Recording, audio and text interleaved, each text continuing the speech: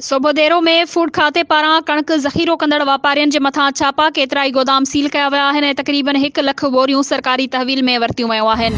उन हवाले सां वधीक तफ़सील ॾियण लाइ असां सां टेलीफोन लाइन ते मौजूदु आहे CN न्यूज़ जो रिपोर्टर ज़वार महबूब अली सहतो। जी ज़वार, छा तफ़सील आहिनि?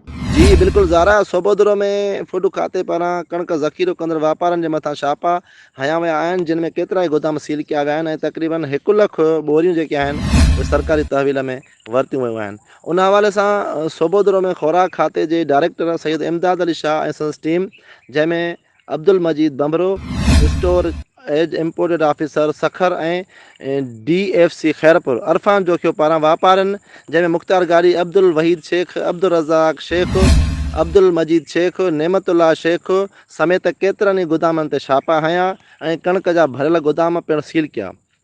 उन मौक़े ते फूड ऑफिसर साहब इनखे ॿुधायो त हिन साल कणक जे ख़रीदारीअ जो हदफ़ पूरो न थी सघियो आहे। असांखे कणक जी ख़रीदारी जो हदफ़ 60 लख खपे, पर असां 8 लख हासिलु कयो आहे।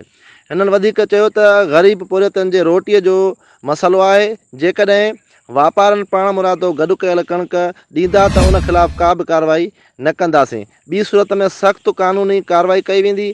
आख़िरी इतलान मूजिबि सोबोदरो शहर मां कणक जूं तक़रीबन 1 लख बोरियूं हथु कयूं आहिनि। जी ज़वार, तफ़सीली ख़बर ॾियण लाइ अव्हां जी महिरबानी।